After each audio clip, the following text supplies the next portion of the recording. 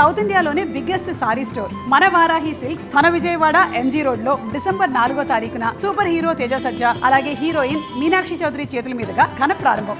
Suman TV ప్రేక్షకులు నమస్తే and welcome to my show from the bottom of the heart in Suman TV, the India's largest digital media platform.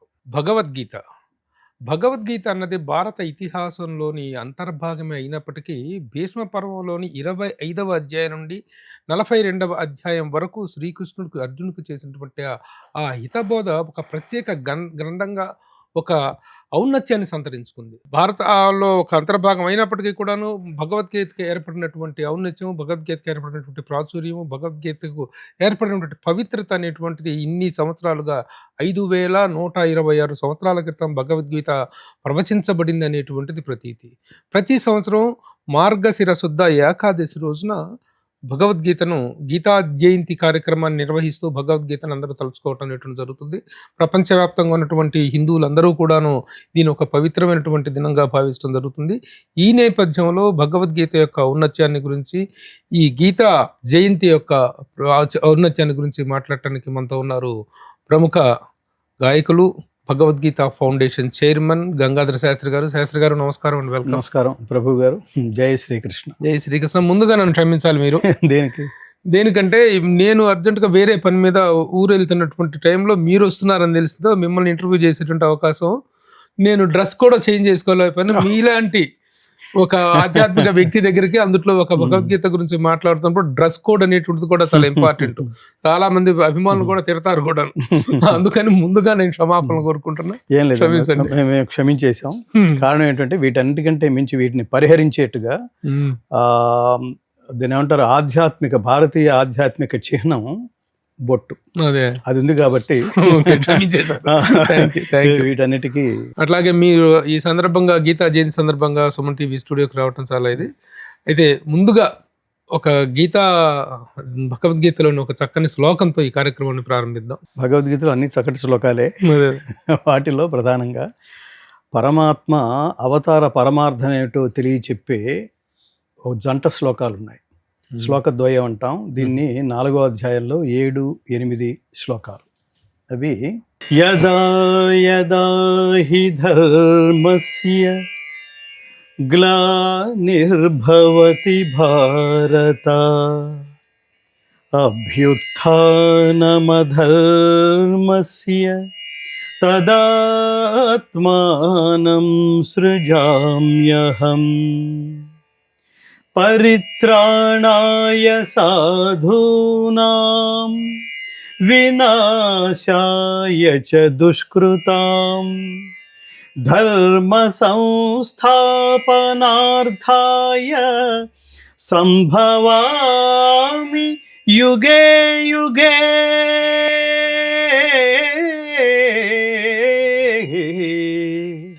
సంభవామి యుగే యుగే. ఓ భారత, ఏ కాలమున ధర్మమునకు హాని కలుగునో అధర్మము వృద్ధి నొందునో ఆయా సమయములయందు దుష్ట శిక్షణ, శిష్ట రక్షణ, ధర్మ సంరక్షణముల కొరకు ప్రతి యుగమున అవతారము దాల్చుచుందును. శ్లోకం వినడానికి మనకి సంస్కృతంలో పాడాను కాబట్టి దాదాపుగా ఎవరికి అర్థం కాదు. తాత్పర్యం కూడా మీకు చాలా గ్రాంధికంగా అనిపించటం వల్ల అర్థం చేసుకునే ప్రయత్నం చాలా తక్కువ మంది చేస్తారు. సరళంగా ఏమిటంటే పరమాత్ముడి నేచరు, పరమాత్ముడి అవతార పరమార్థం, పరమాత్ముడు ఎందుకు అవతరిస్తాడు, అవతరించవలసిన అవసరం ఏమిటి, అవసరాన్ని బట్టి అవతరిస్తాడు. అవసరం ఏమిటంటే దుష్ట శిక్షణ. ఈ క్యారెక్టర్ ప్రపంచం అర్థం చేసుకోవాలి. దుష్ట శిక్షణ, దుర్మార్గాన్ని, దుర్మార్గత్వాన్ని, దుర్మార్గులని అంతమొందించడానికి. శిష్ట రక్షణ, మంచి వ్యక్తుల్ని, మంచితనాన్ని, పుణ్యాన్ని, ధర్మాన్ని రక్షించడానికి. ధర్మ సంరక్షణ, అల్టిమేట్గా ధర్మ సంరక్షణముల కొరకు ధర్మాన్ని రక్షించడానికి ప్రతి యుగంలోనూ నేను అవతరిస్తాను. ఇది పరమాత్మ అవతార పరమార్థం. ప్రతి యుగంలోనూ అవతరిస్తాను అంటే యుగానికి ఒక్కసారనే కాదు, ఆ యుగ ధర్మాన్ని బట్టి ఎన్నిసార్లు అవతరించాలో అన్నిసార్లు అవతరిస్తాడు.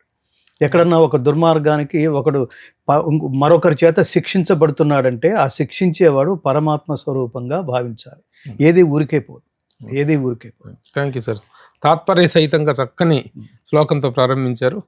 Thank you. అలాగే ఈ కార్యక్రమంలోకి మనం ముందుకు వెళ్ళబోయే ముందు ఒక చిన్న సంతాపపూర్వకమైనటువంటి మీ తండ్రి గారు కాశీ విశ్వనాథ శర్మ గారు వారు ఈ మధ్య కాలం చేయటం జరిగింది. కానీ మీరు గంగాధర శాస్త్రి ఒక గాయకుడిగా ఘంటసాల గారి గాత్ర ధర్మాన్ని పాటిస్తూ ఎదిగినటువంటి ఒక గాయకుడిగా ఘంటసాల గారి ప్రభావం ఎంత ఉందో మీ తండ్రి గారి ప్రభావం కూడా ఉంటుంది. ఆయన కూడా స్వయంగా గాయకులు కూడా కావటం అనేటువంటిది.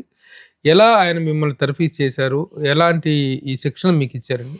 నేను ముందు ఆయన కడుపున నా కాశీ విశ్వనాథ శర్మ గారు మా తండ్రి గారు, మా అమ్మగారు శ్రీలక్ష్మమ్మ గారు, వారి కడుపున నేను జన్మించడం అనేది నా పూర్వజన్మ భాగ్యం. అది ఎప్పుడు తెలుస్తుందంటే, ఈ మోడర్న్ సొసైటీలో చాలామంది పిల్లల్ని చూస్తున్నప్పుడు, వాళ్ళ తల్లిదండ్రులను చూస్తున్నప్పుడు, నేను కూడా ఇలా పుట్టుంటే నా జీవితం పాడైపోయి ఉండేది, ఒక ఆదర్శం కానీ, ఒక లక్ష్యం కానీ, ఒక ఐడియాలజీ కానీ, ఒక ధర్మం కానీ, ఒక సంస్కృతి కానీ ఇలా ఏమీ లేకుండా కేవలం డబ్బు సంపాదన కోసమే బతికేస్తున్నారా ఏంటారా వీళ్ళు, జీవితం చాలా విలువైంది కదా అని కొంతమందిని చూస్తున్నప్పుడు అనిపిస్తుంది. కానీ మా నాన్నగారు మా అమ్మగారు కడుపున పుట్టడం వల్ల ఆ విలువలు, జీవితం విలువలు ఏంటో తెలిసినాయి. నేను గాయకుడు కావడం వల్ల ఆ భాష విలువ ఏంటి, సంస్కృతి విలువ ఏంటి, సంప్రదాయం విలువ ఏంటి, what to do, what not to do, ఏది చేయాలి, ఏది చేయకూడదు, ఏది పాడాలి, ఏది పాడకూడదు, ఎలా ప్రవర్తించాలి, తప్పుటడుగులు ఏమిటి, వాటిని సరిచేయడం ఏమిటి. మా నాన్నగారు మొదటి ఇన్స్పిరేషన్ గాయకుడిగా. ఆయన పాడేది ఘంటసాల గారి పాటని రెండో స్టెప్లో తెలిసింది నాకు. ఆ పాట మాధుర్యం ఏమిటో నాన్నగారు రుచి చూపించారు.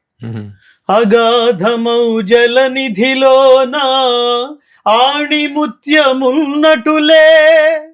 శోకాల మరుగున దాగి సుఖమున్నదిలే,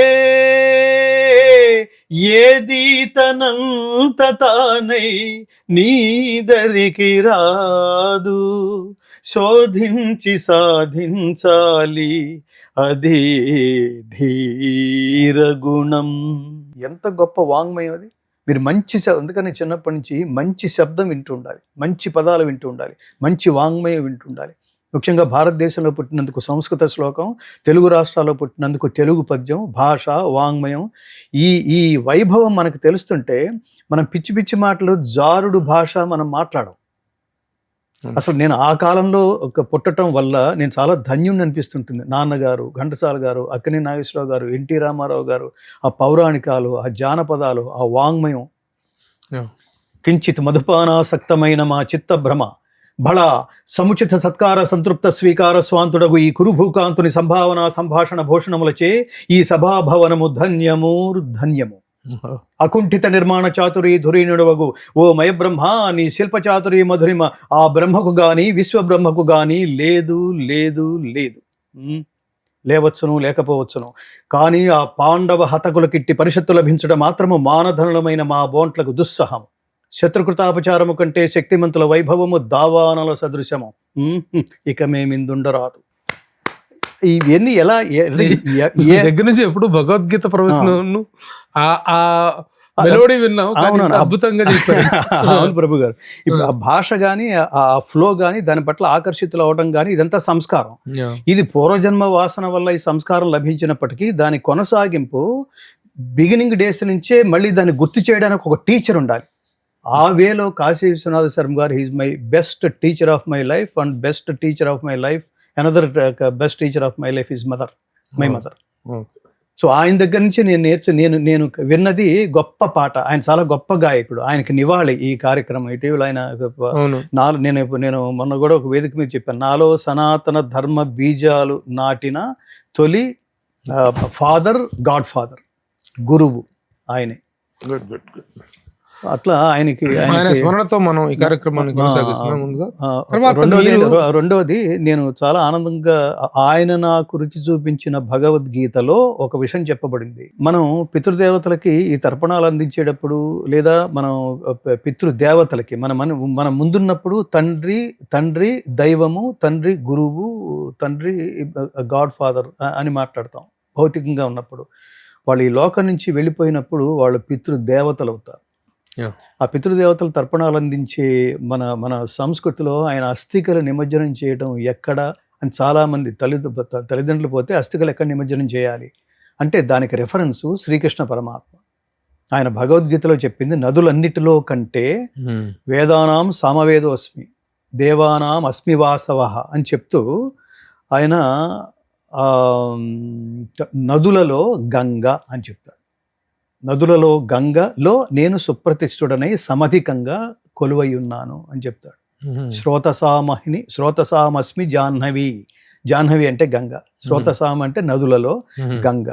మా నాన్నగారు కాశీ విశ్వనాథ శర్మ గారు ఆ కాశీ విశ్వేశ్వరుడి సమక్షంలో ఉన్న గంగలో ఆయన అస్థికలు నిమజ్జనం చేసే సంస్కారం తిరిగి ఆయనే నాకు అందించాడు అనేది కృతజ్ఞత. అద్భుతం, అద్భుతం. తర్వాత ఈ గీతా జయంతి అనేటువంటి దాన్ని 5126 సంవత్సరాల క్రితం భగవంతుడు ప్రవచించినటువంటిది, కృష్ణ భగవానుడు ప్రవచించినటువంటి గీత. ఈ ఈ దీన్ని గీతా జయంతిగా నిర్వహించడం అనేటువంటి ఎప్పటి నుంచి జరుగుతుంది? ఏంటి ఈనాటి ఈ కార్యక్రమ ప్రాశస్త్యం? గీతా జయంతి జరుపుకోవడం అనేది దాదాపుగా శంకరాచార్య కొన్ని వేల సంవత్సరాల క్రితం, 3000 సంవత్సరాల క్రితం శంకరాచార్య నుంచి ప్రారంభమైంది. అసలు నిజానికి మీరు ప్రారంభంలో చాలా గొప్ప ఇంట్రడక్షన్ ఇచ్చారు. పండితులు ఏవైతే చెప్తారో అదే చెప్పారు మీరు చాలా చాలా చాలా పర్ఫెక్ట్గా. అదేమిటంటే భారతదేశానికి స్వాతంత్రం వచ్చే నాటికి శ్రీకృష్ణ పరమాత్మ అర్జునుని నిమిత్తంగా చేసుకుని ప్రపంచ మానవాళికి బోధించిన సన్మార్గంలో నడిపించడానికి బోధించిన కర్తవ్య బోధ భగవద్గీత. ఇది కర్తవ్య బోధ, అది అండర్లైన్ చేస్తున్నాను. ఏదో దేవుడు ఏదో చెప్పాడంటే శ్లోకాలు మంత్రాలు అవి మనకు సంబంధించింది కాదు, వృద్ధాప్యానికి సంబంధించింది లేదా ఒక మతానికి సంబంధించింది. నో, అది నాన్ సెన్స్, అది తెలియని వాళ్ళు మాట్లాడే మాట. అది భగవద్గీత అనేది లైఫ్స్ లెసన్స్. భగవద్గీత మొత్తం ఫిల్డ్ విత్ లైఫ్స్ లెసన్స్. అది జీవన గీత, అది మరణ గీత కాదు, అది life text, driving rules book. అది మనిషి అనే ప్రోడక్ట్కి పరమాత్మ అందించిన ప్రోడక్ట్ మాన్యువల్. అది చదువుకుంటే జీవితం, ఇది చదువుకుని ఓహో ఇది లైఫ్ ఇలా లీడ్ చేయాలి అనేందుకు చెప్పిన, అర్జునుని నిమిత్తంగా చేసి చెప్పిన అత్యద్భుతమైన బోధ. ప్రతి ఒక్కళ్ళు దేశ కాల జాత్యాదులకు అతీతంగా వయోవర్గ లింగ విభేదాలకి తావు లేకుండా సర్వమానవాళి శ్రేయస్సును కాంక్షిస్తూ బోధించింది. ఇది బోధించబడిన భారతదేశం గొప్పతనం. ఇది బోధించబడిన రోజు మార్గశిర శుద్ధ ఏకాదశి. ప్రపంచంలో ఏ మతానికి ఏ మత గ్రంథము, నిజానికి ఇది మతం కాదు, ఇది ధర్మం. ప్రపంచంలో మిగతా మత గ్రంథాలన్నీ బైబిల్ ఎప్పుడు రాయబడింది అంటే డేట్ చెప్పలేరు, ఖురాన్ ఎప్పుడు రాయబడింది అంటే డేట్ చెప్పలేదు. అవి ఒకవేళ అవి రచించబడిన గ్రంథాలు మానవుల చేత రచించబడిన గ్రంథాలు. ఇది సాక్షాత్తు పరమాత్ముని ముఖపద్మ నుండి వెలువడిన మహోత్కృష్టమైన దివ్యవాణి. అందుకని దీని పేరు కృష్ణగీత కాదు, భగవద్గీత. కృష్ణగీతను పెట్టచ్చు కదా, వ్యక్తి పేరుతో రచించబడింది అయితే నో. రెండోది ఇది సనాతనమైనది. ప్రపంచంలో ఒకే ఒక్క దైవ గ్రంథ, మిగతాన్ని మానవ గ్రంథాలు, అవి మానవీయ గ్రంథాలు కూడా కాదు, మానవ గ్రంథాలు మాత్రమే. ఇది మాత్రం దైవ గ్రంథం. దైవం ఎప్పుడు సర్వ ప్రాణి సర్వ మానవాళి విశ్వ శ్రేయస్సు కోసం ఉద్దేశించి మాట్లాడతాడు. అందుకని ప్రతి స్టేట్మెంటు ఏ దేశంలో అయినా సరే ఆ స్టేట్మెంట్ ఉపయోగపడుతుంది. కరెక్టరా, బాగా చెప్పాడు, ఎవరు చెప్పారు అని ఎవరన్నా క్వశ్చన్ చేస్తే అది భారతదేశంలో కృష్ణుడని వాళ్ళందరూ భగవంతుడిలాగా ప్రార్థించే కృష్ణుడు చెప్పాడరా అంటే భలే చెప్పాడరా అని ప్రపంచంలో అందరూ అనగలరు. అందుకని ఒక దేశానికి ఒక మతానికి చెందింది కాదు. అందుకని చెప్తాను, Edwin Arnold, Max Muller, Oppenheimer, Warren Hastings, Einstein, Aldous Huxley, David Frawley, వీళ్ళందరూ పాశ్చాత్యులు. వాళ్ళ చేత ప్రశంసించబడి ఏం చెప్పాడరా, కర్మణ్య, do your duty sincerely without aspiring anything result. అసలు రిజల్ట్ మీద దృష్టి పెట్టద్దు. సైకలాజికల్ గ్రంథం అది. ఒక పని చేస్తున్నంతసేపు రిజల్ట్ గురించి ఆలోచిస్తున్నావు అంటే పని నుంచి డైవర్ట్ అవుతున్నావు అని అర్థం. డైవర్షన్ లేకుండా పని మీదే కాన్సన్ట్రేట్ చేయి, రిజల్ట్ అద్భుతంగా ఉంటుంది. అందుకని ఇది సిద్ధాంత గ్రంథమైంది.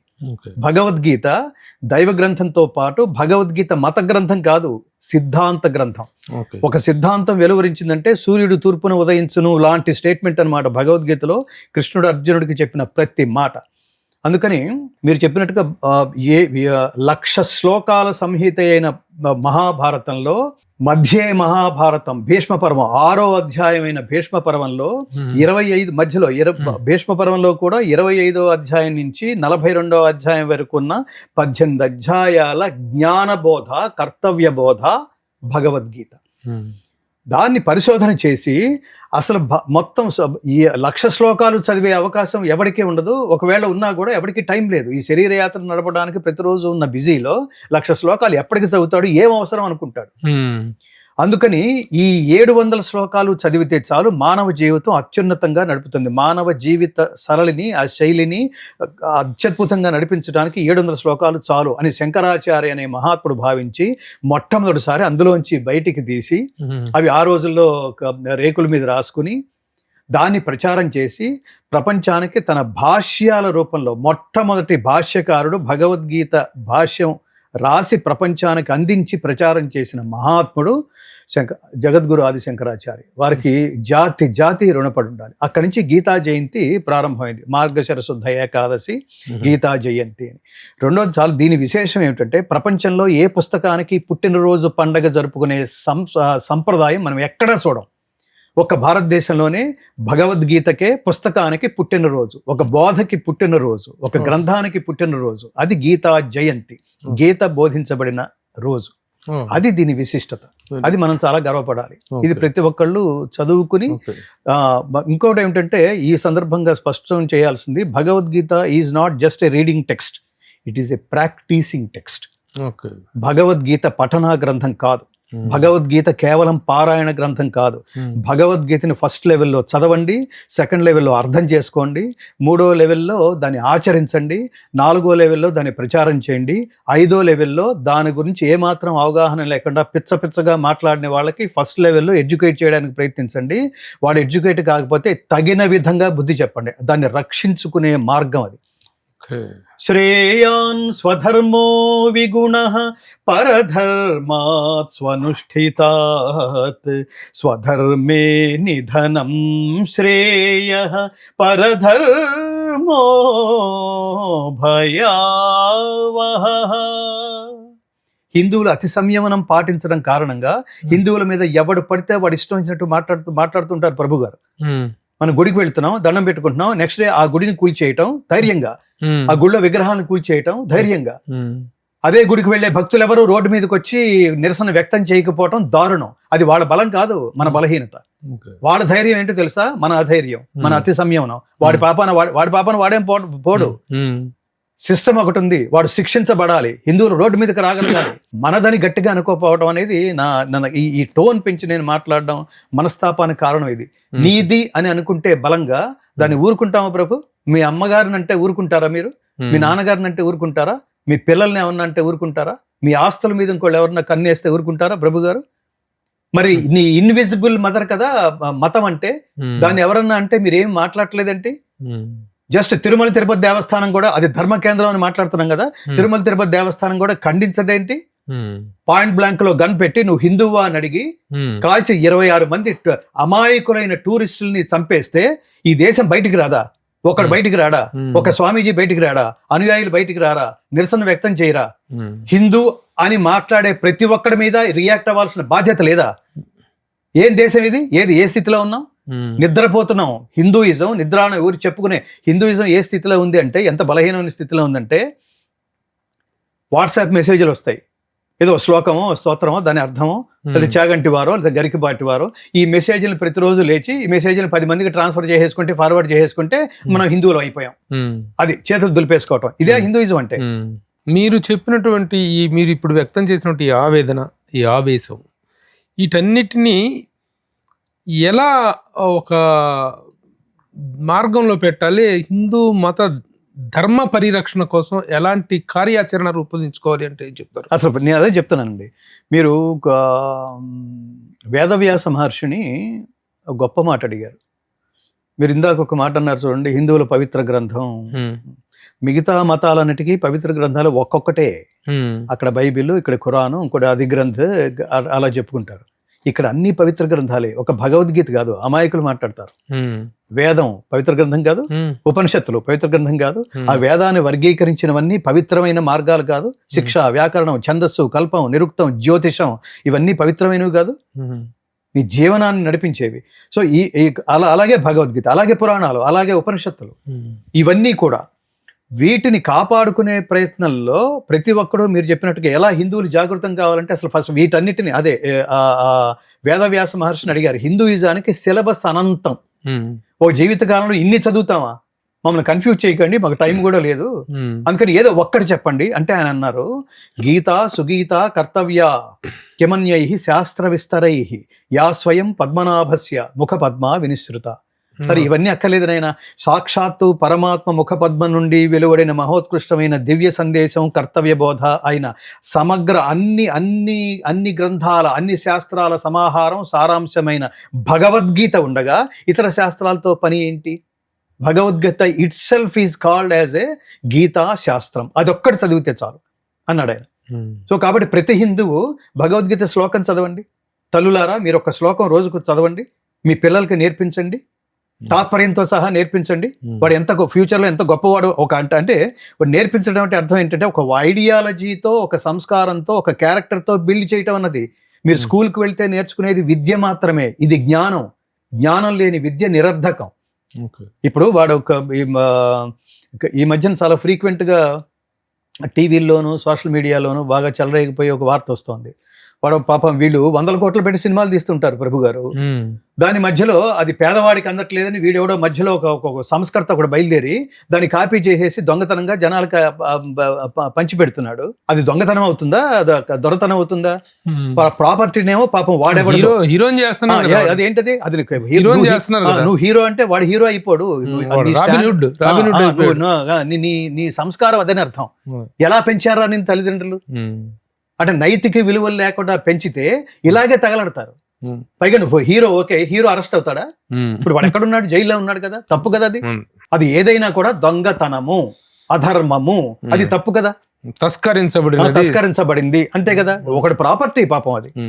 ఆ విషయంలో నేను కూడా 9 కోట్ల రూపాయలు భగవద్గీత ప్రాజెక్ట్ చేస్తే వాడెవడో ఒకడు బొట్టు పెట్టుకుని దాన్ని పూర్తిగా పెన్ డ్రైవ్ లోకి ఎక్కించేసి వాడెవడో అమ్మేస్తున్నాడు, నాకేదో సహాయం చేసినట్టు. ఎవడు ప్రాపర్టీ, ఎవడు దొంగతనం చేస్తున్నాడు? ఏమి సెన్స్? భగవద్గీత పైగా వీడు సరే, ఇప్పుడు భగవద్గీతని దొంగతనం చేసి, నా భగవద్గీతని మొత్తం దొంగతనం చేసి జనాలకి అమ్మేసుకుంటున్నాడు వాడు. నేను ఏమంటానంటే నైతిక విలువల ప్రబోధానికి, నైతిక విలువలతో మనిషి బిల్ట్ అయితే అది ఒక వటవృక్షం లాగా ఎదుగుతాడు మనిషి.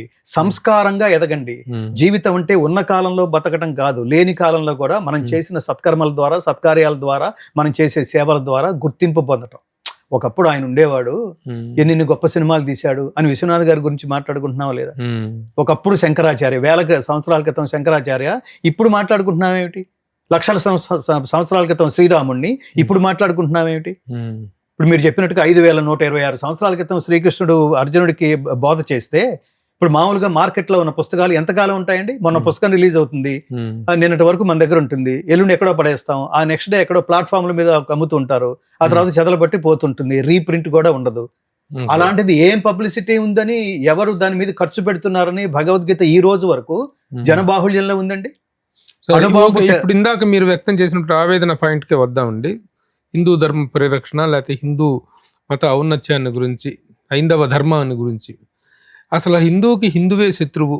ఎక్కడైనా బహిర్గత శత్రువులు, అంతర్గత శత్రువులు ఉంటారు, కానీ హిందూ మతానికి అంతర్గత శత్రువులే ఎక్కువ అనేటువంటిది ఒక కొట్టివేయలేనటువంటి నిజం, తిరస్కరించలేనటువంటి నిజం. దీని మీద మీ స్పందన ఏంటి? ఇందులో 2 పాయింట్లు ప్రభు గారు. హిందువుకి హిందువే శత్రువు అంటే దాని అర్థం ఏమిటంటే, మొదటిది హిందువుకి మొదటి శత్రువు వాడు సెక్యులర్ అనే పదానికి అర్థం తెలియకుండా మనం అందరినీ సమానంగా చూడాలని దుర్మార్గులను కూడా తనతో కలుపుకునే ప్రయత్నం చేయటం అనే సెక్యులర్ హిందూయిజానికి మొదటి గొడ్డలు పెట్టు. రెండవ గొడ్డలు పెట్టు అది ద్వితీయం, అద్వితీయం, దారుణమైంది అనమాట. ఆ దారుణమైన గొడ్డలు పెట్టు ఏంటంటే, అసలు హిందువు తను హిందువు అనే ఏమంటారు, తను హిందువుననే గుర్తెరగకుండా బతికేయటం అనేది దారుణమైన విషయం, ఇంకా దారుణమైన విషయం. అంటే వీడికి అసలు హిందూ అంటే ఏమిటో తెలియకపోవటం. హిందూ అంటే సర్వజన బంధువు అని అర్థం చెప్పుకున్నా. మన పురాణాల్లో, వేదాల్లో, ఉపనిషత్ వీటెక్కడ హిందూ శబ్దం లేదు. మనది సనాతన ధర్మం. సనాతనం అంటే శాశ్వతమైంది. పలానా మీరు చెప్పండి, క్రిస్టియానిటీ ఎప్పటిదండి? 2000 సంవత్సరాలు స్పష్టంగా చెప్పగలుగుతున్నారు.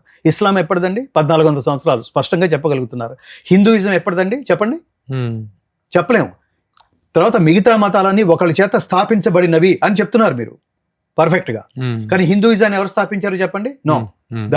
అందుకనే సనాతనం అంటే శాశ్వతమైంది, నిత్యమైంది, ఎప్పటిదో అది బహుపురాతనమైనది, దానికి ఏం డేట్స్ లేవు. కృష్ణుడు అర్జునుడికి బోధిస్తూ ఇమం వివస్వతే యోగం ప్రోక్తవానహమవ్యయం వివస్వాన్ మనవే ప్రాహ మనురిక్ష్వాకవే బ్రవీత్ అంటాడు. ఇది సృష్టి ఆదిలో నేను సూర్యుడికి ఉపదేశించాను అన్నాడండి. అసలు అంటే ఎప్పటిది చెప్పండి అది? ఆ చెప్పిన వాడు ఏదో ఊరికే నోటికి ఏదో వచ్చిందనేది చెప్పేలేదు. నువ్వు ఇన్ని మాట్లాడుతున్నావు కదా, ఇవన్నీ నేను ఎట్లా నమ్మాలి అన్నాడు అర్జునుడు. మనకు అడిగే ప్రశ్నే, ఎవరికి వాడు నేను దేవుడని అనుకోవచ్చు కదా. దేవుడని అనుకుంటే సరిపోదు, దేవుడని ప్రూవ్ చేసుకోవాలి. ఆ ప్రూవ్ చేసుకోబడిందే విశ్వరూప సందర్శన యోగం. అది నేను హిందువుగా భావించబడాలి. హిందువుగా నేను ఐఎమ్ ఏ క్రిస్టియన్ అనగలుగుతున్నాడు. వాళ్ళ ఎజెండా వాళ్ళ అత్యద్భుతంగా వాళ్ళకి ఇంప్లిమెంట్ చేయగలుగుతున్నారు. ప్రతి వాడిని కన్వర్ట్ చేయటం ఇది ఒక దరిద్రమైన జాడ్యంలో ఉంది ఆ మతం. అమ్మని మార్చడం ఏంట్రా, యూజ్లెస్ ఫెలోస్. తల్లిని మార్చే ప్రయత్నం ఏమిటది? మనకు మతం అంటే ఏమనుకున్నాం? ఇన్విజిబుల్ మదర్, కంటికి కనిపించని తల్లే మతము. అది ఏం చెప్తోంది? మార్గం చెప్తోంది. మతం అంటే అభిప్రాయం. నేను ఎప్పుడు చెప్తుంటాను, మతము ఇమే మతః అంటాడు కృష్ణుడు. అంటే ఇది నా అభిప్రాయము అని. ఎవడి అభిప్రాయం అయితే ఒక వర్గానికి మాత్రమే పరిమితం అవుతుందో దాని పేరు మతము. ఎవడి అభిప్రాయం అయితే దేశ ఎల్లలు దాటి ప్రపంచవ్యాప్తం కాలాన్ని కూడా దాటి అన్ని కాలాలకి వర్తించే విధంగా మహోదాత్తమైన పద్ధతిలో అభ్యుదయ నిశ్రేయస మార్గాలని చూపిస్తూ నిన్ను శాశ్వతుణ్ణి చేస్తుందో అట్టి అభిప్రాయం పేరు మతం కాదు, ధర్మము. ఓకే, ఇప్పుడు హిందూ మతం నుండి పరమతాల్లోకి మత మార్పిడి జరగడం అనేటువంటిది చాలా రెగ్యులర్గా జరిగేటువంటి ప్రక్రియ. కానీ వేరే మతాల నుంచి హిందూ మతంలోకి రావటం అనేటువంటిది మాత్రం చాలా అరుదుగా జరుగుతుంది, ఎక్కడో కొండకొచ్చు అన్నట్టుగా. ఎందుకు హిందూ మతంలో నుంచి అవతల మతంలోకి వెళ్ళటానికి, ఇతర మతాల్లోకి వెళ్ళటానికి ఆ కారణాలు ఏంటి, ఆ ప్రలోభాలు ఏంటి? ఇంకొక విషయం ఏంటంటే, అసలు ఆ మతస్థుల కంటే కూడాను, ఒరిజినల్ మతస్థుల కంటే కూడా ఈ కన్వర్టెడ్ మతస్థులు ఉంటారు చూసారా, వాళ్ళ ఓవర్ యాక్షన్, వాళ్ళ అతి, వాళ్ళ ఆర్భాటం మామూలుగా ఉండదు. ఎందుకు అంతగా స్వధర్మం యొక్క మూలాలను కూడా పెకలించుకొని వెళ్ళిపోయి పరధర్మంలోకి? స్వధర్మం అంటే తల్లిదండ్రులు, మతం అనేటువంటిది తల్లిదండ్రులతో సమానమే, తల్లిని మార్చినట్టే. కానీ అలాంటి ఒక దౌర్భాగ్య స్థితికి వెళ్ళటానికి కారణం ఏంటి? దానికి నిరోధించడానికి ఎలాంటి ప్రయత్నాలు హిందూ ధార్మిక సంస్థలు చేస్తున్నాయి? మీరు ముఖ్యంగా మీలాంటి వాళ్ళు హిందూ ధార్మిక సంస్థలు ఎలాంటి చర్యలు తీసుకుంటున్నాయి? ఇది చాలా గొప్ప ప్రశ్న గురు ప్రభు గారు. ఇందులో ప్రధానమైంది మనలోపమే. స్వీయ లోపములెరుగుట పెద్ద విద్య అంటాడు చూడండి. నాగేశ్వరరావు గారు అనేక వేదికల మీద చెప్తుండేవాళ్ళు. గాలిబ్ మనం ఎక్కడో ప్రచారం చేయడంలో వెనకబడిపోయినాం. ఆత్మ విద్య తెలియటంలో వెనకబడిపోయాను. కారణం ఏంటంటే తల్లిదండ్రులకి పిల్లలకి మధ్య గ్యాప్. అసలు లోకాన్ని సమాజాన్ని నిందించడం తర్వాత పెడదాం. సమాజం అంటే ఎవరు? మనమే కదా. మన ఇంట్లో ఉంటే కుటుంబం, బయటకు వస్తే సమాజం వేరుగా ఉండదు. ఇంట్లో అసలు మీరు మీ పిల్లలతో ఎంత సమయం గడుపుతున్నారు, ఎంతసేపు మాట్లాడుతున్నారు, ఆ మాట్లాడే మాటలు ఏమిటి? ధర్మం గురించి ఏమైనా పంచుకుంటున్నారా? మీ ఎక్స్పీరియన్స్ గురించి ఏమైనా పంచుకుంటున్నారా? విలువల గురించి ఏమైనా పంచుకుంటున్నారా? నైతిక విలువల గురించి ఏమైనా పంచుకుంటున్నారా? ఇవాళ గ్లోబలైజేషన్ పేరుతో కిటికీలు తెరిచేసి మొత్తం ప్రపంచం మొత్తం ఈ దేశాన్ని ఏమంటారు ముంచేసిన నేపథ్యంలో అసలు కొత్త కాన్సెప్ట్. పిల్లలు వాళ్ళకి స్వేచ్ఛ ఇవ్వాలి, వాళ్ళు పెరగనివ్వాలి. వాళ్ళు పెరిగితే వాడు గాలిగా పెరుగుతాడు. వాడిని వాల్యూస్తో పెంచడానికి, నాన్న నేను ఇంత కష్టపడి వచ్చాను, ఇన్ని విలువలు మా చిన్నతనంలో ఇలా ఉండేవి, మా మాస్టర్లు ఇలా చెప్పారు, చాలా గొప్ప స్టేట్మెంట్లు ఇచ్చారు, మా వేదం ఇలా చెప్పింది, మా ఉపనిషత్తులు ఇలా చెప్పింది. మా ఉపనిషత్తుల్లో ముఖ్యంగా తైత్తరీయ ఉపనిషత్తు మాతృదేవో భవ, తల్లే దేవుడు. ఫస్ట్ గాడ్స్ ఎవరంటే నలుగురు. ఎవరు? మాతృదేవో భవ, పితృదేవో భవ, ఆచార్య దేవో భవ, అతిథి దేవో భవ. ఇవాళ నువ్వు సుఖంగా ఉన్నావంటే, కంఫర్టబుల్గా ఉన్నావంటే, ఆనందంగా ఉన్నావంటే, ఇంత స్థాయికి ఎదిగావంటే మొత్తం తల్లిదండ్రులు వాళ్ళ కష్టాన్ని, వాళ్ళ ప్రేమని మొత్తం నీకు అంకితం చేయటం వల్లే నువ్వు ఇవాళ ఈ స్థితిలో ఉన్నావు. కాబట్టి నేను అని ఎప్పుడు అహంకరించుకో. వాళ్ళిద్దరూ కలిస్తేనే, వాళ్ళ జీవితం అంతా ధారపోస్తేనే ఈ నేను ఎదిగింది. తల్లిదండ్రులు పిల్లలకి ఈ విద్య చెప్పకపోవడం వల్ల ఆ విద్యతో పెరగటలేదు. న్యాచురల్ గా దాని ప్రభావం ఎలా ఉంటుంది? సమాజం మీద ఉంటుంది. ఆ సమాజం చివరికి ఎలా ఉంటుందంటే నీ ధర్మాన్ని, నీ మతాన్ని కాపాడుకోలేని స్థితిలో ఉంటుంది. చాలా క్యాజువల్ గా ఉంటారు. నేను దీన్ని ఎవరితో కంపేర్ చేస్తానంటే, నాన్న మనం క్రిస్టియన్స్ రా, చిన్నప్పటి నుంచి అది చెప్పి పెంచుతాడు. నాన్న మన ముస్లిమ్స్, నాన్న మన ఆహార్యం ఇది, మన టోపీ ఇది, మన నమాజ్ ఇది అని చెప్పి వాడు పెంచుతాడు. మనం ఏంటి అలా పెంచట్లేదేంటి? మనం కూడా ఈ శాస్త్ర ప్రకారం అన్నీ చేస్తున్నాం. వీటి మర్మం ఏమిటి, ఇవి ఎందుకు చేయాలి అనేది పిల్లల్ని కూడా ఇన్వాల్వ్. మీరు చూడండి, భక్తి కార్యక్రమాల్లో పిల్లల్ని తీసుకురారేంటి? వాళ్ళ కదా పరిచయం చేయాల్సింది. అప్పుడు ఈ ధర్మం బతుకుతుంది. ఇది లేకపోవటం వల్ల వీడు ఎంటీ మైండ్ తో ఉన్నాడు. మా దాంట్లోకి వస్తే చాలా అద్భుతాలు జరుగుతాయని వాడికి ఫారిన్ నుంచి వచ్చే ఫండ్స్ ని ఖర్చు పెట్టి వీళ్ళందరూ నీకేది కావాలంటే నేను ఇస్తాను, అని వాడు చెప్తున్నారు అనుకోండి, అందులోకి వెళ్ళిపోతున్నారు. మనం ఏం చెప్తున్నాం అంటే, ఇంకోటి ఏంటంటే ఓటు బ్యాంక్ రాజకీయం అనేటువంటిది కూడా హైందవ ధర్మానికి అది ఇంకొక గొడ్డలి పెట్టు. అది ఇంకొక పార్శ్వం ఏమిటంటే, దీన్ని ప్రభుత్వాలు క్యాష్ చేసుకుంటాయి, ఓట్లు క్యాష్ చేసుకుంటాయి, అట్లాంటి దారుణం అనమాట. అలాంటి అంటే నాకు ఇక్కడ ఒకటే బాధాకరమైనటువంటి విషయం ఏంటంటే, ఓటు బ్యాంక్ రాజకీయాలు చేస్తున్నారు సరే, దానికి సంబంధించిన కానీ ప్రతి మతంలోనూ ప్రతి పార్టీలోనూ హిందువులు ఉన్నారు. అదే చెప్పారు, పార్టీలోనూ హిందువులు ఉన్నారు. పార్టీ వ్యక్తిగానే ఫలానా పార్టీ వ్యక్తిగానే ఉంటున్నారు తప్ప ఒక హిందూ అనేటువంటి స్పృహ అనేటువంటిది మాత్రం ఉండదు. అది నేను చెప్పేది. ఇంకా దానికి నేను సమాధానం చెప్పక్కర్లేదు. తను హిందువుగా భావించకపోవడమే అత్యంత దురదృష్టం. హిందూ సమాజం బలహీనంగా ఉండటానికి ప్రధానంగా ఇది కారణం. బాల్య దశ నుంచే వాడిని హిందువుగా పెంచండి, సనాతన ధర్మీయుడిగా పెంచండి, ధర్మం అంటే ఏంటో చెప్పి పెంచండి, భగవద్గీత ద్వారా వాడికి ధర్మాన్ని పరిచయం చేయండి, అంతే. అప్పుడు ఇప్పుడు హిందూ సమాజం ఎంత బలహీనంగా ఉందో అలా నేర్పితే ఈ సమాజం అంత బలంగా ఉంటుంది. వెంటనే రియాక్ట్ అయిపోవాలి. ఇంకొక విషయం, మనం భగవద్గీతని ఒక పవిత్ర గ్రంథంగా, పవిత్రమైనటువంటి దీనిగా భావిస్తుంటాం. ఆచరించే వాళ్ళు ఆచరిస్తుంటారు, ఆరాధించే వాళ్ళు ఆరాధిస్తుంటారు. కానీ ఏ ఇతర మత గ్రంథము అమ్మబడని విధంగా ఒక అంగడి సరుకులాగా భగవద్గీతను సిగ్నల్స్ దగ్గర, బస్ స్టాండ్ల దగ్గర, రిక్షా సెంటర్స్లో, ఆటో సెంటర్స్లో బస్సు ఎంటపడి వాళ్ళు అమ్ముతా ఉంటారు భగవద్గీతని. వద్దు మర్రో అన్నా కూడా వినిపించుకోరు. ఈ సిగ్నల్ దగ్గర నుంచి పక్కన సిగ్నల్ దగ్గర ఎవరన్నారు భగవద్గీతను అమ్ముతుంటారు. అవును ఇస్కాన్ వాళ్ళు, ఇస్కాన్ సంస్థ వాళ్ళు. ఇస్కాన్ అనేటువంటిది ఓకే, కృష్ణ భగవద్గీతకి కృష్ణుడు ఔన్నత్యాన్ని చెప్పేటువంటి గొప్ప సంస్థ, ఎన్నెన్నో గొప్ప ధార్మిక కార్యక్రమాలు చేస్తుంది. ఆ ఔన్నత్యానికి మనం చేతులు ఎత్తి నమస్కరిద్దాం. కానీ పవిత్రమైనటువంటి భగవద్గీతని సిగ్నల్స్ దగ్గర ఒక అంగడి సరుకులాగా అమ్ముతూ వచ్చేపోయే వాళ్ళు ఈ సిగ్నల్ దగ్గర నుంచి పక్క సిగ్నల్ దగ్గర, ఆ పక్క సిగ్నల్ దగ్గర ఎంత దూరం పోతే అంత దూరం ఈ విధంగా వెంటపడి భేదించి భగవద్గీతని అమ్మాల్సిన దౌర్భాగ్యం ఎందుకు అనేటువంటి ప్రశ్నకు మీరేం సమాధానం చెప్తారండి? ఇది నిజంగా చాలా గొప్ప ఆవేదన ప్రభు గారు. ఇతర ఏ మత గ్రంథము కూడా ఆ విధంగా అంగడి సరుకులాగా అమ్మబడదు. అది వేధిస్తున్నారు సిగ్నల్స్ దగ్గర. వేధిస్తుంటే, అడుగుతుంటే ఆ దైన్యము, దౌర్భాగ్యం ఎందుకు అంత పరిస్థితుల్లో భగవద్గీతని అంగడి సరుకుని చేయాల్సిన అవసరం మీరు ఎలాంటి? కరెక్ట్, నాకు అదే అనిపిస్తుంది ప్రభు గారు. నేను కారులో వెళ్తున్నప్పుడు కూడా వాళ్ళు అసలు అట్లాంటి చోట్ల చూడలేము. దైవ గ్రంథం అది. అంటే దాని ప్రధానంగా 2 కారణాలు. ఒకటి, భగవద్గీత పట్ల వాళ్ళకి గౌరవం ఏమాత్రం ఉందో నాకు చాలా డౌట్ వస్తుంటుంది. 2, దాని మీద అసలు వీళ్ళకి అవగాహన ఉందా అనిపిస్తుంది. ఎందుకంటే నిజానికి అంత అవసరం లేదు. నీకు అవసరమైన వస్తువు దగ్గరికి నువ్వే వెళ్ళాలి తప్ప ఆ వస్తువు నీ దగ్గరికి రాకూడదు. స్కూల్కి నువ్వు వెళ్తున్నావా, స్కూల్ నీ దగ్గరికి వస్తుందా? భగవద్గీత అలాంటిది. నీకు ఆసక్తి ఉంటే దాని దగ్గరికి వెళ్ళి నువ్వు పొందాలి తప్ప నువ్వు రోడ్డు మీదకి వచ్చేయకూడదు. భగవద్గీతలో కృష్ణుడే ఆ మాట చెప్తున్నాడు. ఇదంతే నా అతపస్కాయ నా అభక్తాయ కదాచన నచా శుశ్రూషవే వాచ్యం నచమాం యహ అభ్యసూయతి. నా మీద ఆసక్తి లేని వాడికి ఎప్పటికీ ఉపదేశించద్దు. తలుపు కొట్టి భగవద్గీత అమ్మాల్సిన అవసరం లేదు. వాడికి కావాలంటే వెతుక్కుంటూ వెళ్ళి భగవద్గీత పొందుతాడు. అప్పుడు మాత్రమే దాన్ని చదువుకుంటాడు. ఇక్కడ చాలామంది నేను కొంతమందిని అడిగాను కూడా, మీరు వాడు కొడితే, తలుపు కొడితే మీ వయసు ఇప్పుడు 50 ఏళ్ళు నాకు తెలుస్తోంది, తలుపు కొడితే భగవద్గీత కొనుక్కుంటున్నారు అంటే ఇప్పటి వరకు మీ ఇంట్లో భగవద్గీత లేదా? ఇప్పుడే కొనుక్కుంటున్నారా? 50 ఏళ్ళు వచ్చేంత వరకు భగవద్గీత పట్ల మీకు ఆసక్తి లేదా?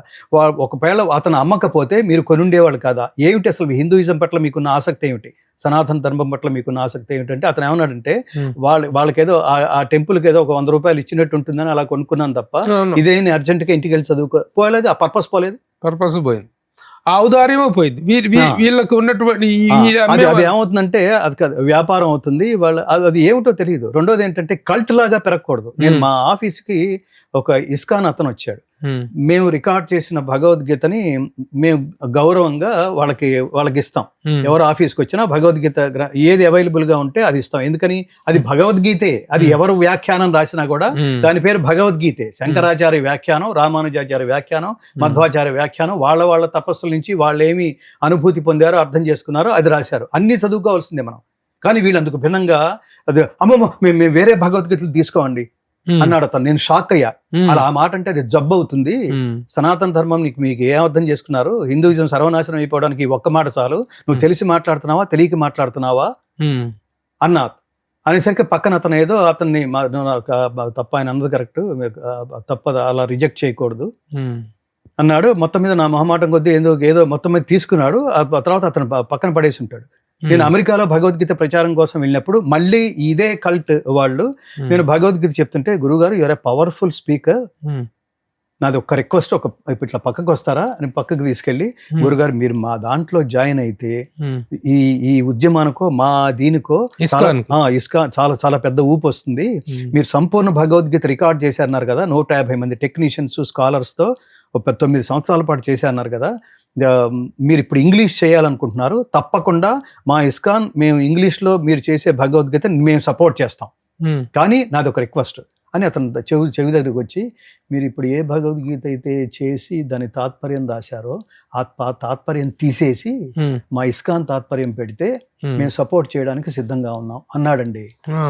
అసలు ఈ జబ్బు ఒకడికి కాదు, మొత్తం ప్రపంచం అంతా మేము వేరు, మా కృష్ణుడు వేరు, మీరు వేరు, మీ కృష్ణుడు వేరు, మీరంతా వెధవలు అన్నట్లుగా బిహేవ్ చేస్తుంటే ఇంకా క్రిస్టియన్స్కి వీళ్ళకి తేడా ఏంట్రా, మీరు వేరు మేము వేరు, మీరు వెధవలు, అందుకని మా దాంట్లో కన్వర్ట్ అయిపోండి అని ప్రచారం చేస్తున్న క్రిస్టియన్స్. హిందూ ధర్మంలోనే దీంట్లో అది నాకు అర్థం కాలేదు. ఇదే కనుక అంటే నాకు 2-3 ఇన్సిడెంట్లు అందరూ ఇలాగే తారసపడ్డారు, వేరుగా చూస్తున్నారు, మిగతా వాళ్ళు వేరు, అసలు మేము అర్థం చేసుకుంది వేరు. అంటే నేను అతన్ని ఒక ప్రశ్న అడిగాను, ఇదేమిటో నువ్వు డైరెక్ట్గా పుట్టలేదు, మీ వేదాంత ప్రభుపాద గారు మేము రికార్డ్ చేసిన భగవద్గీతలో ఒక 18 చాలా గొప్ప గ్రంథాల రిఫరెన్స్ తీసుకున్నాం. ఆ రెఫరెన్స్లో ఇస్కాన్ భగవద్గీత కూడా ఉంది, రామానుజాచార్య, మధ్వాచార్య, సుఖబ్రహ్మాశ్రమం భగవద్గీత, వ్యాసాశ్రమం భగవద్గీత, క్రీస్తు శకం 302లో అభినవ గుప్తపాదుల వారు రాసిన భగవద్గీత, ఇన్ని రామకృష్ణ మఠ్ భగవద్గీత, ఇన్ని భగవద్గీతలు దగ్గర పెట్టుకుని ఏ పదానికి ఏ తాత్పర్యం, ఏ శబ్దం బాగుంది, ఏ శబ్దం జనసామాన్యానికి చేరువవుతుంది అనేంత కృషి చేసి అవన్నీ రెఫరెన్స్లు తీసుకుని పుల్లెల శ్రీరామచంద్రుడు అనే ఈ భారతదేశానికి సంస్కృతంలో దిక్సూచి అయిన మహామహోపాధ్యాయ సంస్కృత ప్రొఫెసర్ అలాంటి ఆర్వీఎస్ఎస్ అవధానులు గారు, కోరాడు సుబ్రహ్మణ్యం గారు, ఇంతమందిని పెట్టుకుని అట్లా తయారు చేసిన భగవద్గీతని జస్ట్ లైక్ అది తీసేసేమన్నాడు అతను. వాడికి ఏం తెలుసను. సో అది నేను ఏమంటానంటే, ఇదంతే నా తపస్కాయ. అది మీరు అడిగిన ప్రశ్న ఏంటి, అట్లా వీళ్ళు అట్లా వేర్పాటు కోసం అప్పుడు కల్ట్ డెవలప్ అవుతుంది, ఆ బిజినెస్ డెవలప్ అవుతుంది, టెంపుల్స్ డెవలప్ అవుతాయి తప్ప జ్ఞానం డెవలప్ కాదు. సో ఇది చాలా అసలు నేను కూడా పెయిన్ తో మాట్లాడుతున్నాను. సిగ్నల్స్ దగ్గర వీళ్ళు చేస్తున్న ఇది చాలా చాలా ఉంటుంది. బెగ్గర్స్ కన్నా వదిలేస్తున్నారు కానీ వీళ్ళు వదిలేయటం. మీరు వెళ్ళి పొందాలి అంతే. అక్కడ రోడ్ల మీద అమ్మటం అలాంటివి దయచేసి చేయకండి. పోతే ఇక హిందూ ధర్మంలో ఏదైనా ఒక ఇన్సిడెంట్ జరిగితే ఈ హైందవ ఈవెన్ కదా మన ఆధ్యాత్మిక సంస్థలు, విశ్వ హిందూ పరిషత్ గాని, ఆర్ఎస్ఎస్ గాని, వీళ్ళందరూ కూడా దూలాలు పోతుంటే వదిలేసి గుండు సూదులను పట్టుకున్న టైంగా ఇది ఎక్కువైంది. హైందవ ధర్మ పరిరక్షణ అనేటువంటిది ఎంత ముఖ్యమైనటువంటిదో హైందవ ధర్మ ఔన్నత్యాన్ని ప్రచారం చేయటం కూడా అంత అవసరం. కానీ అతి చిన్న విషయాలకు అతిగా స్పందిస్తూ పెద్ద పెద్ద విషయాల విషయంలో నోరు మీద పడినటువంటి, ఇందాక మీరు చెప్పినట్టుగా అంతమందిని నిర్దాక్షిణ్యంగా చంపేస్తే నోరు మెదపలేని, ఉద్యమించలేనటువంటి హిందూ సంఘాలు, ధార్మిక సంఘాలు చిన్న చిన్న విషయాలను పట్టుకొని కోర్టుల కేసులు దాకా వెళ్తున్నాయి. దానికి లేటెస్ట్ ఉదాహరణ ఈ మధ్య రాజమౌళి అనేటువంటి దర్శకుడు ఒక చిన్న నిర్వేదంలో, ఆ సభా కార్యక్రమంలో జరిగిన ఒక చిన్న నిర్వేదంలో ఇంపేషన్స్ ఆ చిన్న అసహనానికి గురయ్యాడు. ఎందుకంటే తను ఒక అంతర్జాతీయ స్థాయిలో ఒక దీన్ని ఆవిష్కరిస్తున్నప్పుడు జరిగినటువంటి టెక్నికల్ మిస్టేక్ వల్ల జరిగిన అసహనంతో మాట్లాడింది తప్పే, మాట్లాడింది కరెక్ట్ అని సమర్థించడం మాత్రం కరెక్ట్ కాదు. ఏ ఇమోషన్ లో మాట్లాడినప్పటికీ మాట్లాడిన తప్పే. కొన్ని వేల లక్షల కోట్ల మంది మనోభావాల్ని చేశారు. కానీ దానికి పోయి ఇంత తీవ్ర స్థాయిలో స్పందించారు. ఇంకెంతో భయంకరమైన నష్టాలు జరుగుతున్నటువంటి హైందవ ధర్మానికి జరుగుతుంటే వాటి విషయంలో మాత్రం నోరు మెదపరు. ఏమి ద్వంద్వ వైఖరి. ఆ విషయంలో మీరు ఎలా రాజమౌళి మీరు ఏది చెప్పారో అదే నేను చెప్పేది. అసలు దీనికి ఆన్సరే లేదు. చిన్న అభిప్రాయం ఏమిటంటే, మనం ఏది మాట్లాడినా అది స్టేట్మెంట్ అవుతుంది. పెద్దవాడు ఏది మాట్లాడినా అది స్టేట్మెంట్ అవుతుంది. ఆ స్పృహ, ఆ బ్యాలెన్స్ తప్పి ఏమైంది, ఒక 5 నిమిషాలు లేట్ అయింది, ఏమైంది, ఆ పేషెన్స్ వహించి ఉండాల్సింది. రెండవది, అంత స్థాయిలో ఉన్నవాడు టక్కున నీ అభిప్రాయాన్ని అక్కడ ఎవడు అడిగాడు అది? నాకు దేవుడు అంటే నమ్మకం లేదనుకోండి, అది ఏమో గొప్ప స్టేట్మెంట్ అది. అదే దాని నుంచి జాతి నేర్చుకోవాల్సింది ఏంటి? నువ్వు ఏది మాట్లాడినా చాలా ఆలోచించి మాట్లాడాలి, ఆలోచింపచేసేట్టు మాట్లాడాలి తప్ప ఈ నిరసనలు వ్యక్తం చేసేట్టు ఇప్పుడు దేవుడి మీద నీ అభిప్రాయం ఉంటే ఏంటి, లేకపోతే ఏమిటి? వాడు విశ్వవ్యాపకుడైన పరమాత్మ, దానికి చాలా ఎలిజిబిలిటీ ఉండాలి. వాడు అవ్యయుడు, అనంతుడు, సృష్టికి ముందున్నవాడు, సృష్టిని చూసేవాడు, సృష్టిల తర్వాత ఉన్నవాడు. వాడిని జడ్జి చేసే స్థాయి దయచేసి మీకు లేదని గుర్తించండి. అది తెలుసుకోవాలంటే ఒక సబ్జెక్ట్, దైవము ఆధ్యాత్మికత తెలుసుకోవాలంటే పెద్ద సబ్జెక్ట్ అది. దానికి తపస్సు కావాలి. అందులోకే ఎంటర్ కానివాడు దేవుడి గురించి, నీకు అసలు ముందు దేవుడి మీద లక్ష్యమో ఆ నమ్మకమో లేనప్పుడు అసలు ఆ టాపిక్కే అనవసరం. రెండోది ఏంటంటే, మీకు ఉత్తమమైన జన్మనిచ్చిన మీ నాన్నగారు హనుమ గురించి మాట్లాడుతున్నారు. ఆయనకి దేవుడి మీద నమ్మకం ఉంది, అట్లీస్ట్ ఆయన గౌరవించు. అక్కడ సైలెంట్ అయిపో, అంతే తప్ప నీ అభిప్రాయం అక్కడ వ్యక్తం చేయడానికి నిజంగా ఒక సాంకేతిక పరమైన లోపాన్ని అంతే. అది ఎవరికైనా జరుగుతుందండి. నేను ఇంజనరల్ గా చెప్తుంటాను, God gives you what you deserve. దాని మీద అంత తీవ్ర స్థాయిలో అక్కర్లేదు అంటే అదే దానికి రీజన్ ఏమిటంటే బ్యాలెన్స్ కోల్పోవడం. ఇప్పుడు అంటే యాక్చువల్ గా ఏంటంటే ఈ టైంలో అతనికి చిన్న కితాబు కూడా ఇవ్వాలి. అదేంటంటే he's a great director, he's a perfectionist. ఆ పర్ఫెక్షనిస్ట్ కారణంగానే 2 పాయింట్స్ చెప్తాను మీకు. ఆ పర్ఫెక్షనిజం కారణంగానే అతను ఈ టైంకి ఇది అయిపోవాలి అనుకున్నాడు. అవ్వకపోతే ఇన్ జనరల్ గా కోపం ఎవరికి వస్తుందంటే పర్ఫెక్షనిస్ట్గా వస్తుంది. రెండోది ఏంటంటే, రెండో మెయిన్ పాయింట్ ఏంటంటే, నీకు అసలు రాజమౌళి అంటేనే పేషెన్స్ కి నిర్వచనం. ఒక్కో సినిమా 3 సంవత్సరాలు ఎవరికైనా బోర్ కొట్టి చచ్చిపోతాడు. ఇప్పుడు నీ పక్కనే ఉన్న కీరవాణి గారు ఏమన్నాడు, నేను ఈ నెలలో పల్లవి చేయమంటాడు, పల్లవి కంపోజ్ చేసేసరికి నాకు ఇంకో పని ఉందని వెళ్ళిపోతాడు.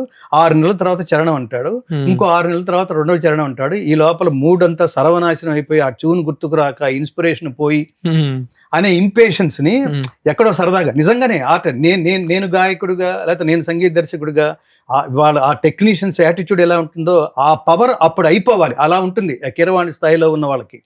అది ఎప్పుడో కొన్ని నెలలకి కొన్ని సంవత్సరాలకు కానీ కాదు. నువ్వేమో నువ్వు 3 సంవత్సరాలు 4 సంవత్సరాలు సినిమా తీస్తావు. అంత పేషెన్స్ కి అలవాటు పడిపోయిన వాడివి ఈ స్టేజ్ మీద 5 నిమిషాల పేషెన్స్ ఎలా కోల్పోయావు? ఇంత చిన్న లాజిక్ ఎలా మిస్ అయ్యావు? ఆ 10 నిమిషాల తర్వాత అద్భుతంగా అందరూ దాన్ని చప్పట్లు కొట్టేశారు. అది కదా ఫైనల్ రిజల్ట్. సో అందుకని అతను దైవం గురించి అలా ఆ సబ్జెక్టే నీకు తెలియనప్పుడు నీకు నమ్మకం. ఇంకోటి అంటే, నేను మన రామాయణం తీస్తున్నాను, భారతం తీస్తాను, పౌరాణిక చిత్రాలు తీస్తాను అనేటువంటిది కూడా ఉన్నాడు. నీకు దైవం మీద నమ్మకం లేనప్పుడు అసలు క్యారెక్టర్నే పెట్టుకోకూడదు. ఇక్కడ చాలా చిన్న కన్ఫ్యూజన్. ఒక అభిప్రాయం ఉంటుంది. ఇప్పుడు జీవితాంతం నాస్తికుడుగా నాగేశ్వరరావు గారు ఎలాంటి భక్తి పాత్రలు చేశారు. దేవుడి పాత్రలకు రామారావు గారు ప్రతీక అయితే, భక్తి పాత్రలకి నాగేశ్వరరావు గారు ప్రతీక. భక్తతో నారాయణ ఎన్నెన్ని పాత్రలు చేశాడు ఆయన భక్తుడిగా. దానికి ఎన్నో వ్యక్తిగత అభిప్రాయాలకు సంబంధం లేదు. బట్ కానీ ఈ మధ్య కాలంలో పెరుగుతున్నటువంటి మనోభావాలు అనేటువంటి ఎక్కువగా ఇదవుతున్నటువంటి మాట్లాడే ప్రతి మాట చూసి మాట్లాడాలి. ఇంకోటి అంటే, దీన్ని పోయి ఇంత స్థాయికి తీసుకెళ్ళాలి.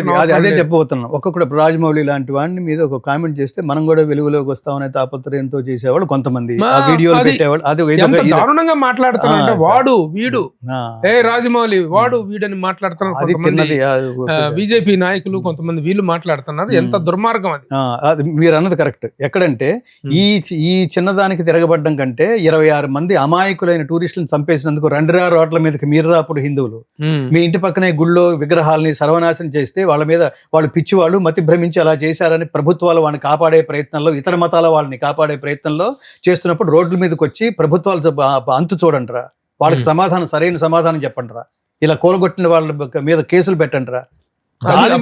చూపించాలి కదా. వదిలేసి ఇలాంటి పట్టుకొని అదే ఇందా చెప్పినట్టు దోలాలు పోతుంటే వదిలేసి గుండు సూదులు పట్టు కాలపడుతున్నారు.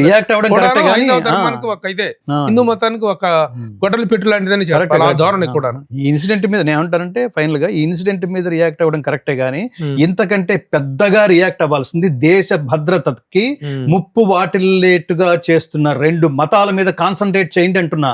నీ ఇంట్లోకి వచ్చి నేను కన్వర్ట్ చేస్తున్న ఒక మతం మీద కాన్సన్ట్రేట్ చేయండి, దాన్ని పట్టించుకోరా? మొత్తం ఇప్పుడు గోదావరి జిల్లాలో నేను సేకరించిన సమాచారం, గోదావరి జిల్లాలో 40% క్రిస్టియన్స్ గా చేంజ్ చేసేశారు ప్రభు. ఒక్కొక్కడు ఎంత చొరబడిపోయారంటే అసలు దాని మీద దాడి కూడా చేసేయాలి కదా. ఎంత చొరబడ్డారంటే, నేను మొన్నక్కడ చూశాను, మరియమ్మ ప్రసాదము తిరుమల ప్రసాదం లాగా సంచి యాసిడ్గా అలా తయారు చేసి ఇది క్రీస్తు గుడి. గుడి ఎలా అవుతుందిరా? Senseless fellows. గుడి అంటే హిందువులు, చర్చ్ అంటే క్రిస్టియన్స్, మసీద్ అంటే ముస్లిం స్పష్టంగా ఉన్నప్పుడు హిందువుల అక్కడక్కడ కల్వరి టెంపుల్ అని పెట్టాడు వాడేవాడు. అది టెంపుల్ ఎలా అవుతుందిరా? రెండోది ప్రసాదం అంట. ప్రసాదం ఎక్కడిది? కొబ్బరికాయ కొడుతున్నారు, ఎక్కడిది? ధ్వజస్తంభం ఎక్కడిది? అంటే క్రీస్తు గీత అని ఒకటి పాడేస్తున్నారు. నేను ఏమంటానంటే, నువ్వు మా దాంట్లోకి వస్తున్నావా, లేకపోతే మేము మీ దాంట్లోకి మమ్మల్ని ఆకర్షించడానికి ప్రయత్నిస్తున్నావా? ఏమిటి దాని పర్పస్ ఏమిటి? రెండోది ఏంటంటే, ఇక్కడ లేనిది ఏంటి? మన వాళ్ళని కూడా ప్రశ్నిస్తుంది. నేను స్ట్రైట్ గా ప్రశ్నిస్తుంది, ఎక్కడన్నా లేని వస్తువు బయట నుంచి పొందాలని ప్రయత్నిస్తాం ప్రభు గారు. ఈ జ్ఞానం విషయంలో ప్రపంచంలో ఎవరి దగ్గర నుంచి మనం నేర్చుకోవాల్సిన అవసరం లేదు. క్రీస్తు చెప్పింది చాలా, అప్పుడు అదే బైబిల్ చెప్పిందే గొప్ప వాక్యాలు అయితే, అన్య దేవతల్ని ఆరాధించే వాళ్ళని రాళ్లతో కొట్టి చంపండి అని బైబిల్.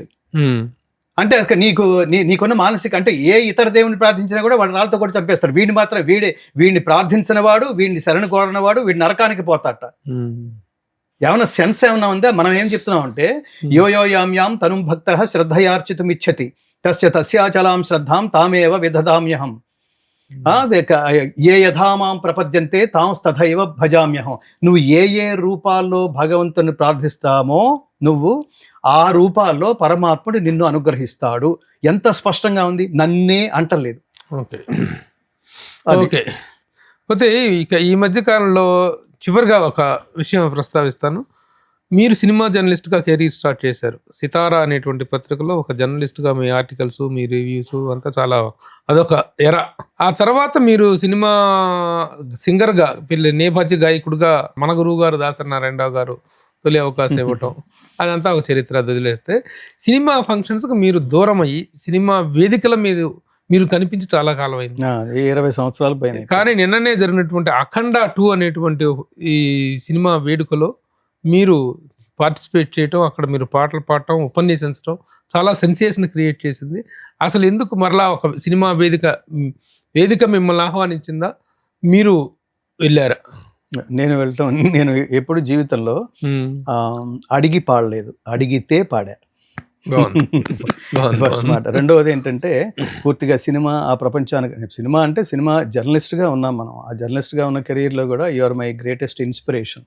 మన ఇద్దరికి గురువు గారు దాసనారాయణరావు గారు నన్ను ప్లేబ్యాక్ సింగర్గా పరిచయం చేశారు. ఆ తర్వాత నేను 125 సినిమాల పైగా తెలుగు కన్నడ పాడాను. అదొక, మీరు అన్నట్టుగా అదొక ఎరా. దాని తర్వాత పూర్తిగా భగవద్గీత ప్రచారమే జీవితంగా మలుచుకుని నేను ధనానికి దూరమై, నాకు నిజానికి నన్ను నడిపించే ఇంధనమే ధనం, ఆ ధనమే వద్దనుకున్నా. నేను భగవద్గీత ప్రచారమే నా జీవితం అనుకున్న టైంలో ఒకరోజు సడన్గా సంగీత దర్శకుడు తమన్ ఆయన నాకు ఫోన్ చేశారు. గురువుగారు, మా సినిమాలో మీ గాత్రం కావాలి అని. నేను సినిమాలకి గాత్రం అనే దానికి నేను చాలా దూరం అయ్యి ఇది చాలా 2 దశాబ్దాలు అయిపోయింది మిత్రమా అంటే, గురుగారు మీరు ఇప్పుడు ఏం పాడుతున్నారో అదే పాడతారు ఇక్కడ అంటే, అయితే నేను తప్పకుండా వచ్చేస్తాను, ఎన్ని గంటలకు రావాలి అని. అతను భగవద్గీత కోసమే ఆహ్వానించాడు. రెండోది, నేను విడిగా మాట్లాడితే పాడితే కొన్ని లక్షల మంది వింటారేమో, కానీ సినిమాల ద్వారా వెళ్తే కోట్ల మంది ఏకకాలంలో ప్రపంచంలో మనకు కావాల్సింది భగవద్గీత ప్రచారమే కదా. ఇతను అదే పాడిస్తానన్నాడు. వెళ్ళాను, ఏం పాడుతున్నానో తెలియదు. అక్కడికి వెళ్తే ఇప్పుడు ఈ కార్యక్రమంలో నేను ప్రారంభంలో ఏం పాడానో యదా యదా హి ధర్మస్య, ఆ జంట శ్లోకాలు అతను పాడమన్నాడు. అతను ఫ్రీడమ్ ఇచ్చారు, మీరు అనుకున్న ట్యూన్లో పాడండి గురువు గారు. ఆల్రెడీ షూటింగ్ చేశాం, దాన్ని ఏమంటారు పిక్చరైజేషన్ కూడా చేశారు అని. నేను అక్కడికి వెళ్ళాను. వెళ్ళే టైంకే ఆ బోయపాటి శ్రీని గారు అక్కడ ఉన్నాడు. మనం ఉన్న రోజుల్లో ముత్యాల సుబ్బయ్య గారు అసిస్టెంట్గా అతను మనకి చాలా అత్యంత ప్రీతిపాత్రుడు, మిత్రులాగా తెలుసు. కానీ అతను డీటెయిల్డ్ డైరెక్టర్, అతను కూడా పర్ఫెక్షనిస్ట్. నేను కనిపించిన ఇన్స్పిరేషన్తో, నా వీడియోస్ అతను చాలా చూశాడు, కనిపించిన ఇన్స్పిరేషన్తో అఖండలో అనేక సీన్స్ డైలాగ్స్తో సహా ఇన్స్పైర్ అయ్యి నాతో పంచుకోవాలని అనుకున్నాడు. 1 గంట సేపు మాట్లాడాడు నాతో. నేను చాలా థ్రిల్ అయ్యాను. ఇతను ఏంటిది, ఇది సినిమా అనేది ఒక ఎంటర్టైన్మెంట్ వ్యాపారం. ఇతను ఏంటి, దైవభక్తి, దేశభక్తి, కర్తవ్య నిష్ఠ, నిష్కామ కర్మ, ఈ దేశం గురించి నేను నెగిటివ్గా మాట్లాడితే ఊరుకోని ఒక క్యారెక్టర్, తిరగబడే ఒక క్యారెక్టర్. అది బాలకృష్ణ గారు. ఉమ్, ఆ డైలాగ్స్ అన్ని చెప్తుంటే అసలు చాలా పవర్ఫుల్. ఈ సినిమా మనం కుటుంబ సమేతంగా వెళ్ళాల్సిన సినిమా, మనం పాడామని కాదు, ఉమ్, అది అసలు ఏంటి ఇది చాలా దానికి ఓ 10 times అలా అనిపించింది ఈ సినిమా. ఉమ్, అది చెప్పాడు.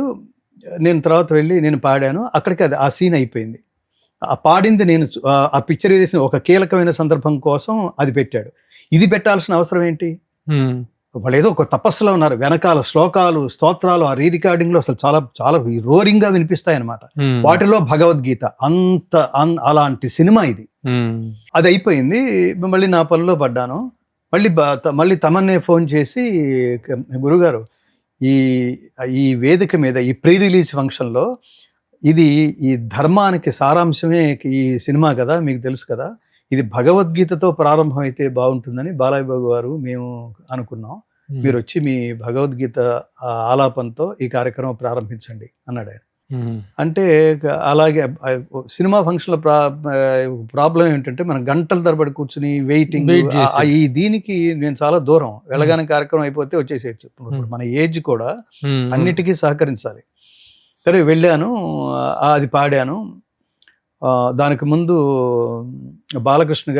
Balakrishna is like A kid అండి. అతను బోళా మనిషి. ఉమ్, అతను ఒక ఆల్ ఇండియా రేడియో టైప్. లోపల ఏదంటే బయటకు అదే వస్తుంది తప్ప లోపల ఒకటి బయట ఒకటి రాదు. చాలా బాగుంది. అతను అలాంటి వ్యక్తి. ఉమ్, అతనితో నా అనుబంధం కూడా, అతనేదో దీనికి స్పందించాడు దానికి స్పందించలేదు అట్లా అనుకుంటాం. కానీ ఒక సందర్భంలో నా మిత్రుడు క్యాన్సర్తో బాధపడుతున్న ఒక మిత్రుడు బసవతారకం హాస్పిటల్లో జాయిన్ అయితే ఉమ్, ఆయన భార్య ఫోన్ చేసి, మీకు బాలకృష్ణ గారు వీళ్ళందరూ క్లోజ్ కదండి, ఒక్క ముక్క చెప్తారా, మా దగ్గర డబ్బు కూడా లేదు, సినిమా ఇండస్ట్రీ వాళ్ళకి అప్పిచ్చి ఉమ్, మేము సర్వనాశనం అయిపోయి ఉన్నాం, ఇప్పుడు వాడు కూడా స్పందించే స్థితిలో లేడు, ఈయన్ని బయటికి ఎలా తీసుకురావాలో డబ్బు లేని స్థితిలో ఇబ్బంది పడుతున్నాం అని ఆ తల్లి అంటే, నేను అసలు ఏం చేయాలో తెలియ, బాలకృష్ణ గారితో ఇప్పుడు మనం జర్నలిస్ట్గా ఉన్నప్పుడు అనుబంధం ఉండేది, అవును, ఇప్పుడు చాలా దూరం అయ్యాం, ఇప్పుడు మనం ఫోన్ చేస్తే ఆయన ఏ పరిస్థితిలో ఉంటాడో, రెస్పాండ్ అవుతాడో లేదో అనుకుంటూ, ఆయనకి క్లోజ్ సింగర్ ఒక అతను ఉన్నాడు, మన సింహ అని. అవును, ఆయన బాలకృష్ణ గారు అతను చాలా అభిమానిస్తాడు. ఉమ్, సింహకి ఫోన్ చేశా, ఇలా బాలయ్య గారికి ఒకసారి చెప్పండి, ఉమ్, ఇట్లా నేను ఫోన్ చేశానని. అంటే గురుగారు అక్కర్లేదు, మీరు ఫోన్ చేస్తే లిఫ్ట్ చేస్తారు, మీ ఆప్షన్స్లో చాలాసార్లు భగవద్గీత గురించి మీరు పాడే పాటల గురించి ఆయన మాట్లాడుతుంటారు, ఉమ్, మీరే చేసేయండి, లేకపోతే జస్ట్ మెసేజ్ పెట్టండి మీరు అన్నాడు. ఉమ్, అంటే నిజంగా మ్యాటర్ సీరియస్ కాబట్టి సరే ట్రై చేద్దాం. నేను అప్పుడు అమెరికాలో ఉన్నా. ఉమ్, అమెరికా నుంచి నేను ఒక మెసేజ్ పెట్టి, ఇలా దయచేసి వీళ్ళు ఆర్థికంగా కష్టాల్లో ఉన్నారు, మన హాస్పిటల్లో జాయిన్ అయ్యారు, దయచేసి వాళ్ళని ఆదరించగలరా, ఉమ్, మీరు ఎన్నో ఎమ్మెల్యేగా కూడా సేవా కార్యక్రమాలు ఎన్నో చేస్తున్న నేపథ్యంలో ఈ సహాయం చేయగలరా అని మెసేజ్ పెట్టాను ప్రభు గారు. ఉమ్, జస్ట్ మెసేజ్ పెట్టా. ఉమ్, మెసేజ్ అక్కడ పంపించిన మెసేజ్ తెల్లవారుజామున 4 గంటలకి ఇక్కడ మెసేజ్ రీచ్ అవుతుంది. ఉమ్, అతను 4:05కి ఉమ్, ఇక్కడ హాస్పిటల్ వాళ్ళకి ఫోన్ చేసి, ఇలా పేషెంట్స్ వస్తున్నాడు, ఉమ్, అతను జాయిన్ చేసుకోండి ఇమ్మీడియట్ గా, దాన్ని చాలా ఇది నా పర్సనల్ కేసు, ఉమ్, ఇది తీసుకుని దాన్ని ఇమ్మీడియట్ గా అటెండ్ అవ్వండి ఉమ్, అని వాళ్ళకి మెసేజ్, నేను వాళ్ళ నెంబర్ కూడా పెట్టాను, వాళ్ళకి మెసేజ్ పెట్టి డోంట్ వర్రీ నేనున్నాను అని మెసేజ్ పెట్టేశాడు ప్రభు. ఆ, ఉమ్, వాళ్ళు ఒక 4-5 గంటల తర్వాత మీకు చాలా కృతజ్ఞతలు, బాలబాబు గారు స్పందించారు అంటే, ఉమ్, నేను షాకా,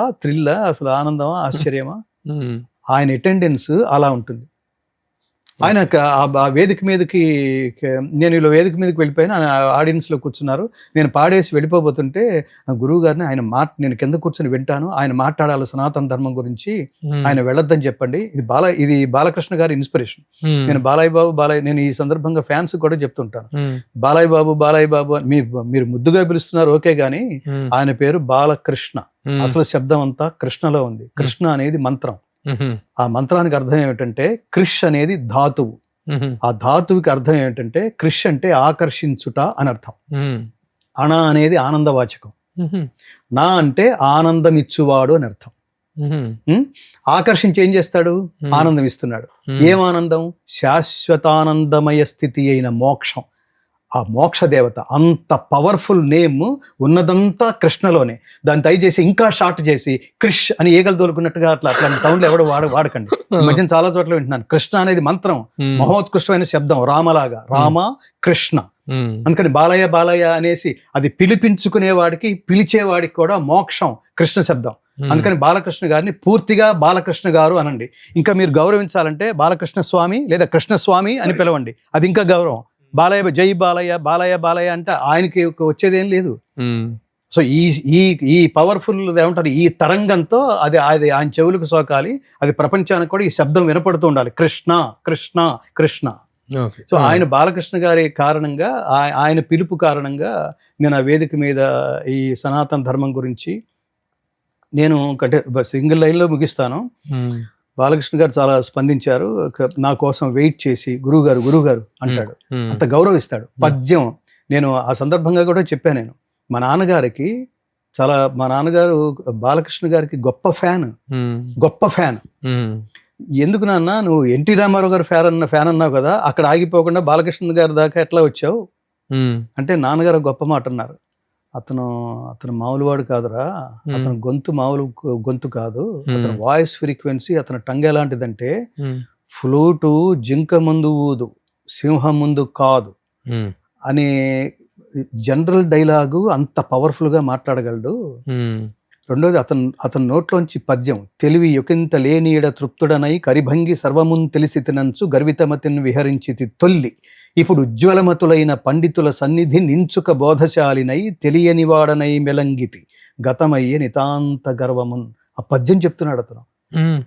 ఇంకొకటి, వాగర్ధ వివసంపృక్తౌ వాగర్ధ ప్రతిపత్తయే జగతః పితరౌ వందే పార్వతీ పరమేశ్వరౌ అని చెప్తున్నాడు. ఈ కార్యక్రమానికి ముందు అసలు నేను అక్కడ కూర్చున్నానని అతను ఎన్ని శ్లోకాలు ఆదిత్య హృదయం చెప్తున్నాడు. ఆయన పొద్దున లేచి అది చదువుతాట. ఆదిత్య హృదయం పుణ్యం సర్వశత్రు వినాశనం జయావహం జపే నిత్యం అక్షయం పరమం శివం సర్వమంగళ మాంగళ్యం సర్వపాప ప్రణాశనం చింతాశోక ప్రశమనం ఆయుర్వర్ధనముత్తమం రశ్మిమంతం సముద్యంతం దేవాసుర నమస్కృతం పూజేస్వ వివస్వంతం భాస్కరం భువనేశ్వరం ఓం సూర్యాయ నమః అంటున్నాడు. అసలు అది ఏంటి, దాన్ని ఏమంటారు, పిచ్చ అంటావా, తపస్సు అంటావా, ఆధ్యాత్మికత అంటావా, అన్నీ ఉన్నాయి అతనికి. పిచ్చ అంటే నా దృష్టిలో తపస్సు అని అర్థం. అదే అల్టిమేట్ గా కలిగిన వాడు తపస్వి. ఇతనికి అవన్నీ ఉన్నాయి. ముహూర్తాలు తనే ఆ ప్రోగ్రామ్కి ముహూర్తం ఆయనే పెట్టాడు. మామూలుగా మన ఇన్ జనరల్ గా మనం మాట్లాడుకునేది ఏదో జోక్గా మాట్లాడుకోవటం నేను విన్నా. ఫోన్ ఇసిరేసి కొడతాడని, ఆ ఫ్యాన్లు బొరబాలు కొడతాడని, పిరబాలు కొడతాడని, అసలు ఇవి కాదు అతనిలో అంతరంగంలో చూడవలసింది. That is his character. అందుకని హీస్ పవర్ఫుల్. అందుకని సో డైలాగు అతని శరీరం అంటే ఈ క్యారెక్టర్ అతని శరీరం మీదే పండుతుంది. నేను ఏమంటానంటే, ఇది ఆయన ప్లాన్ చేసుకున్నాడండి అఖండ. మీరు జాగ్రత్తగా ఆలోచించండి, ఆయన ప్లాన్ చేసుకుందా ఇది? ఆయన 10 సంవత్సరాల క్రితం మీరు ఎవరైనా ఇంటర్వ్యూ చేస్తుంటే మీ లక్ష్యం ఏంటి సార్ అంటే, అఘోరా పాత్రలో నేను చేయాలంది అని ఎప్పుడన్నా చెప్పున్నాడు ఆయన? ఎప్పుడు చెప్పలేదు కదా. ఎలా వచ్చింది ఆ క్యారెక్టర్కి? ఎలా వచ్చింది? పరమశివుడు అఖండ తాండవం ఎలా వచ్చింది ఆయన ఒంటి మీదకి అంటే ఈ తపస్సే కారణం. రక్షంతి పుణ్యాని పురాకృతాని. ఇప్పుడు మన బాధ్యత ఏంటంటే, అలాంటి సినిమా ద్వారా ఎంటర్టైన్మెంట్, ఒక వినోదం అనే స్క్రీన్ నుంచి సనాతన ధర్మాన్ని పరిరక్షించే ప్రయత్నంలో ఈ ధర్మాన్ని కాపాడడానికి ఈ బాలకృష్ణ గారు అనే క్యారెక్టర్ ఏం చేసిందో అది మన బాధ్యతగా భావించి చప్పట్లు కొట్టండి. చప్పట్లు కొడుతూ అది మన బాధ్యతగా భావించి దేశాన్ని కాపాడే ప్రయత్నం చేయండి. అలాంటి సినిమా అది. నేను ఇందులో నేను భగవద్గీత శ్లోకం పాడడం అనేది నేను చాలా చాలా గొప్ప అనుభూతి పొందా. పైగా తమన్ అనేవాడు అతను మామూలు మ్యూజిక్ డైరెక్టర్ కాదు. అసలు అది గొడ్డి చాకరీ అంటాను చూడండి, ఆ కష్టపడతా ఉంటాను చూడండి, అసలు మామూలు బండ చాకరీ కాదు, అంత తపస్సు చేస్తాడు. అలా అతను రికార్డింగ్ కానీ ఈ రోజు తన ప్లేస్. మీరు థియేటర్ కి వెళ్ళరు కదా, ఈ సినిమా మాత్రం థియేటర్ లో తప్పకుండా వెళ్తాను. అసలు పేరే అది, ఆ లైనే మంది మనం పాడాను కాదు, ఆ లైనే ఒక ఆధ్యాత్మిక. నిజానికి ఆధ్యాత్మికత అంటే అధ్యాత్మ జ్ఞానం లేదా ఆధ్యాత్మిక జ్ఞానం అంటే పరమాత్మ గురించి తెలుసుకోవటం అనే జ్ఞానం. పరమాత్మ గురించి తెలుసుకోవటం అంటే ఏమిటి? ఆయన ఏమి ఇష్టపడతాడో అది తెలుసుకోవటం, ఆయన్ని చేరుకోవడానికి, ఆయనతో ఫ్రెండ్షిప్ చేయడానికి ప్రయత్నించడం, అది ఆధ్యాత్మిక జ్ఞానం. అందులో భాగమే నేను ఇందాక చెప్పిన ఈ దేశభక్తి. ఎక్కడ పుట్టావో దాన్ని గౌరవించు, ఎవరికి పుట్టావో వాళ్ళని గౌరవించు, ఏ ధర్మం ఉంటున్నావో దాన్ని పరిరక్షించడానికి ప్రయత్నించు, అవన్నీ కలిపిన సినిమానే అఖండ. దాన్ని అంత డెడికేటెడ్గా అతను చేసి ఫస్ట్ సినిమాలో ఏం చేయాలని అనుకుని మిస్ అయ్యాడో అవన్నీ సెకండ్ సినిమాలో ఒక 10 times పెట్టి లేకపోతే ఆ ఏజ్ లో బాలకృష్ణ గారు అరౌండ్ 60s ఎంత ఉన్నాడు ఆయన. ఆయన కాశ్మీర్లో ఆ చలిలో ఆ చొక్కా తీసేసుకుని అఘోరా క్యారెక్టర్లో అతను నాకు అనిపించింది. ఆ భాష, ఆ శ్లోకాలు అవన్నీ చెప్తుంటే ఇతను కారణ జన్ముడురా, ఇది తపస్సు చేసిన. ఎందుకంటే అన్ని క్యారెక్టర్లు అన్ని శరీరాల మీద పండవు ప్రభు గారు. ఇప్పుడు రాముడు క్యారెక్టర్ చేయాలంటే నాగేశ్వరరావు గారి మీద పండుతుందా? భీముడు క్యారెక్టర్, దుర్యోధన క్యారెక్టర్ పండుతుందా? ఎన్టీ రామారావు గారు ఆ శరీరం, ఆ జన్మ, అది తెలిసిన వాళ్ళకి తెలుస్తుంది. సో అందుకని చాలా రోజుల తర్వాత ఒక సినిమా వేదికను నేను తప్పకుండా అఖండ విజయం సాధించాలని నేను ఒక మనసు. అంటే ఇలాంటి సినిమాలు నేను స్టేజ్ మీద కూడా ఇలాంటి సినిమాలు ఒక 10 సినిమాలు వస్తే, మనం 1,00,000 ఇంటర్వ్యూలు ఇచ్చిన దానికంటే కూడా ఇట్లాంటి సినిమాలు ఒక 10 సినిమాలు వస్తే ఆ సనాతన ధర్మం మన థియేటర్లో కూర్చున్నప్పుడు ఎలా ఉంటుందో చూడండి. మన ఈ టైంలో ఎవడన్నా కెలికితే బాగుండి వేసేద్దాం అనిపిస్తుంటుంది. అట్లాంటి సినిమా అది. దేశభక్తి అనేది, దేశభక్తి ఆధ్యాత్మికత రెండు. ఎందుకంటే మనకి ఆధ్యాత్మికత అంటే ఏమిటో తెలియాలి. గుడికి వెళ్ళి కొబ్బరికాయ కొట్టి దీపం వెలిగించినంత మాత్రాన్ని నువ్వు హిందూ అయిపోవు. దాని గురించి తెలుసుకుని, భగవద్గీత రూపంలో తెలుసుకుని ఆచరించటం. నేను ఇందాక చెప్పింది underlining point, Bhagavad Gita is not just a reading text, it is ఏ ఆచరణాత్మక గ్రంథము. ఆచరించండి.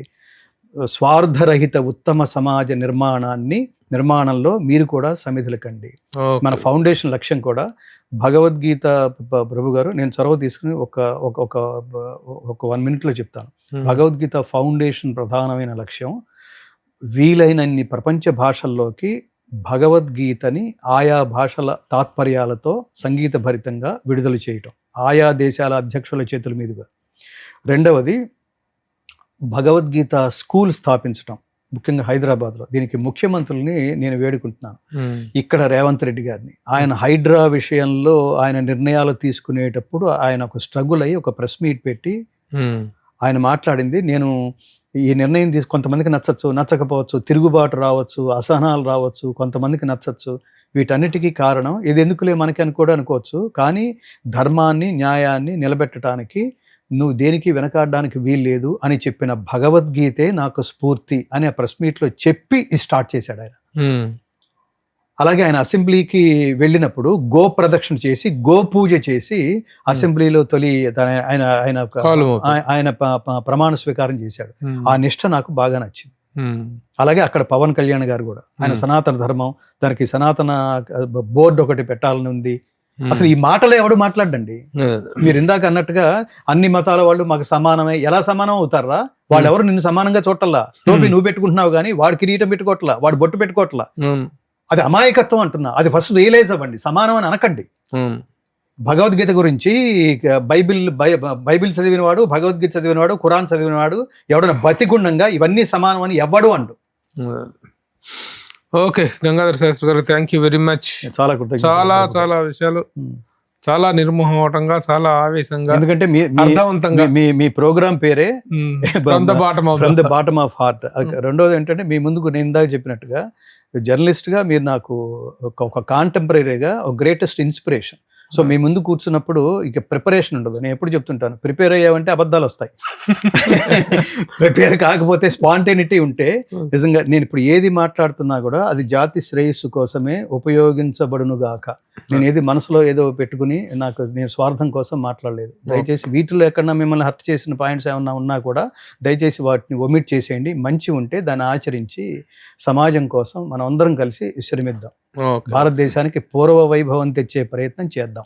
మోడీకి సహకరిద్దాం ఈ విషయంలో. ఆయనకి కూడా ఈ దేశంలో హిందూయిజం అనగానే దానికి దెబ్బ తగిలితే అందరూ కామ్గా ఉన్నారేమో కానీ ఇందాక మనం అనుకున్నట్టుగా మోడీ కామ్గా లేడు. కామ్గా లేని వాడిని లేపేయడానికి ఆ పుతిన్ చూడండి, ఆ దేశంలో ఆయన రక్షించవలసి వచ్చింది ఆయన్ని. ప్రపంచం అంతా ఈయన్ని లేపేయడానికి, ధర్మాన్ని లేపేయడానికి అంత ప్రయత్నం జరుగుతుంది ప్రపంచవ్యాప్తంగా. అందుకని నేను ఏమంటానంటే, ధర్మో రక్షతి రక్షితః అంటే ధర్మాన్ని రక్షిస్తే అది నిన్ను రక్షిస్తుందని ఎలా చెప్తున్నారో ఇక్కడ ఈ స్టేట్మెంట్, మోడీ రక్షతి రక్షితః.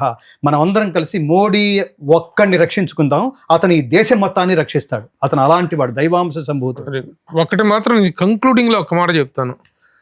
మీరు ఆధ్యాత్మిక పరమైనటువంటి ప్రబోధనలు, గీతా ప్రబోధనలు ఇవన్నీ ఎంత గొప్పగా చేస్తున్నారో, మిమ్మల్ని ఒక ఆధ్యాత్మిక తీవ్రవాది అన్న సార్. దీన్ని తీవ్రవాది అనుకుంటే, తీవ్రవాది అనేవాడు నెగిటివ్ కోసం, వాడు నాశనమైనా దీన్ని నాశనం చేయాలి అనే లక్ష్యం ఉన్నవాడిని తీవ్రవాది అంటున్నాం. నేను ఇక్కడ ఏమంటున్నానంటే, నేను పోయినా పర్వాలేదు, ధర్మం నిలబడాలనుకుంటున్నాం. దీన్ని ధర్మవాది అనండి. ధర్మవాది. ఈ ఆగ్రహాన్ని ధర్మాగ్రహం అనండి. ఓకే, ఎనియో మీ ఆవేశం చాలా అర్థవంతంగా ఉంది. గీతా జయంతి రోజున ఇంత చక్కని సంభాషణ మీతో చేయగలగటం అదృష్టం. Thank you very much. చాలా కృతజ్ఞతలు ప్రభు గారు. సుమన్ టీవీ ఇది చైర్మన్, మీరందరూ చల్లగా ఉండాలి, క్షేమంగా ఉండాలి. జై శ్రీకృష్ణ. సర్వే జనా సుఖినో భవంతు.